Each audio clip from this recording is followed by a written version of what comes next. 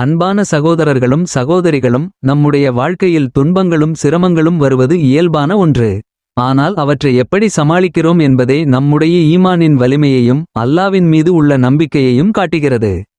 இன்று நாம் பேசப்போகும் ஒரு முக்கியமான அமல் சலாத்துன் நாரியா.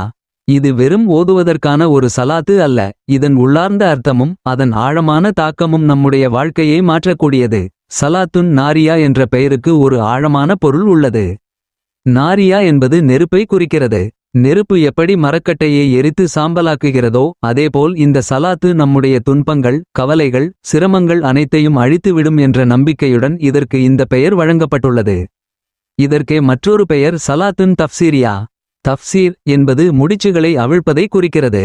வாழ்க்கையில் நமக்கு வரும் சிக்கல்கள், முடிவில்லாத பிரச்சனைகள், அவையெல்லாம் இந்த சலாத்தின் மூலம் அவிழ்ந்து எளிதாக மாறும் என்று உலமாக்கள் விளக்குகின்றனர்.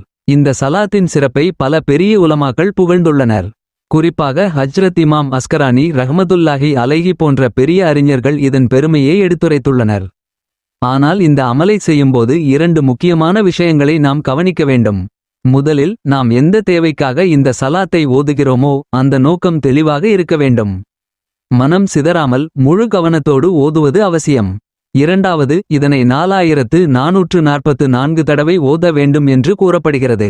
இந்த 4444 எண்ணிக்கைக்கு ஒரு முக்கியத்துவம் உள்ளது. அதை குறைத்தோ அதிகரித்தோ விடக்கூடாது என்று உலமாக்கள் எச்சரிக்கின்றனர். 4443 ஆகவோ 4445 ஆகவோ மாறாமல் துல்லியமாக 4444 தடவைகள் முடிக்க வேண்டும். இதை ஒரே நபர் செய்ய வேண்டியது கட்டாயமில்லை. பலர் சேர்ந்து ஒரே நோக்கத்துடன் இந்த எண்ணிக்கையை பூர்த்தி செய்யலாம். ஒரே அமர்வில் முடிக்க முடியாவிட்டால் நாட்கள் அல்லது மாதங்கள் எடுத்துக்கொண்டு தினமும் ஒரு கணக்கில் ஓதியும் முடிக்கலாம். முக்கியமானது எண்ணிக்கை மற்றும் நியத். 4444 தடவைகள் முடிந்தவுடன் அல்லாஹ்விடம் துவா செய்ய வேண்டும். அந்த நேரம் மிகவும் முக்கியமானது. மனம் உருகி முழு நம்பிக்கையுடன் கேட்கும் துவா ஏற்றுக்கொள்ளப்படும் என்று நம்பப்படுகிறது. இந்த சலாத்தை ஒரு குறிப்பிட்ட தேவைக்காக மட்டும் அல்லாமல் நபி ஸல்லல்லாஹு அலைஹி வஸல்லம் அவர்களுக்கான அன்பளிப்பாகவும் ஓதலாம். அப்படியே ஓதினாலும் அல்லாஹ் உங்கள் வாழ்க்கையில் பரக்கத்தை வழங்கி துன்பங்களை இன்பமாக மாற்றுவான்.